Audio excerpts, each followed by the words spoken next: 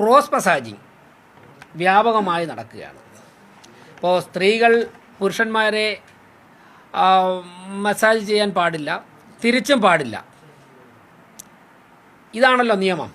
എന്നാൽ വ്യാപകമായി ഈ സ്പാകളുടെ മറവിൽ ഇത്തരത്തിലുള്ള മസാജിങ് നടക്കുകയാണ്. അതുപോലെ തന്നെ മാസിയർ, ഡോക്ടർ, ഇവർ രണ്ടുപേരുടെ സാന്നിധ്യം നിർബന്ധമാണ്. ലൈസൻസ് കൊടുക്കുമ്പോൾ തന്നെ പറയാറുണ്ട്. പക്ഷേ പല സ്ഥലങ്ങളിലും അംഗീകൃത മാസിയർ ഉണ്ടാകാറില്ല, ഡോക്ടർമാരും ഉണ്ടാകാറില്ല. അത് ഞങ്ങൾ പരിശോധന നടത്തും. അതോടൊപ്പം തന്നെ ചില ഡോക്ടർമാർ ഇക്കാര്യങ്ങൾക്ക്, ഇത്തരത്തിലുള്ള നിയമവിരുദ്ധമായ കാര്യങ്ങൾക്ക് ഒത്താശ ചെയ്യുന്നു എന്നുള്ള വിവരവും ലഭിച്ചിട്ടുണ്ട്.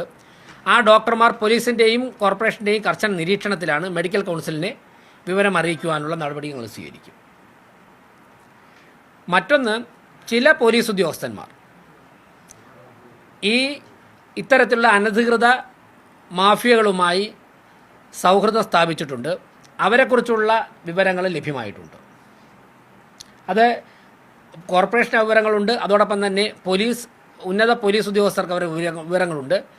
അതുകൊണ്ട് തന്നെ ഇതൊക്കെ അവസാനിപ്പിക്കാൻ വേണ്ടി കോർപ്പറേഷനും പോലീസും സംയുക്തമായി ചില ഇടപെടലുകൾ നടത്തുവാൻ വേണ്ടി ആലോചിക്കുന്നുണ്ട്.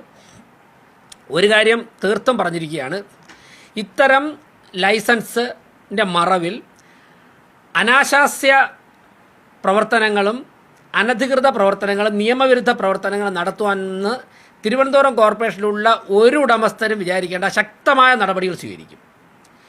ഇവരുടെയൊക്കെ തന്നെ ലൈസൻസ് ക്യാൻസൽ ചെയ്യും. അതോടൊപ്പം തന്നെ പോലീസുമായി ബന്ധപ്പെട്ട് ക്രിമിനൽ നടപടികൾ സ്വീകരിക്കും.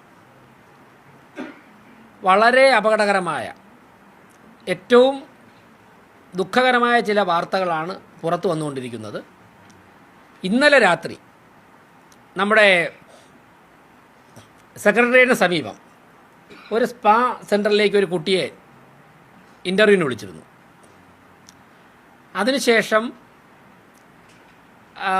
അറിയാൻ സാധിച്ചത് വളരെ വിഷമകരമായ സാഹചര്യത്തിൽ, അതായത് ആ കുട്ടിയെ കയ്യേറ്റം ചെയ്യാൻ വരെ ഉള്ള സാഹചര്യം അവരുടെ ഉടമസ്ഥൻ്റെ ഭാഗത്തുനിന്നുണ്ടായി എന്നാണ് മനസ്സിലാക്കുന്നത്.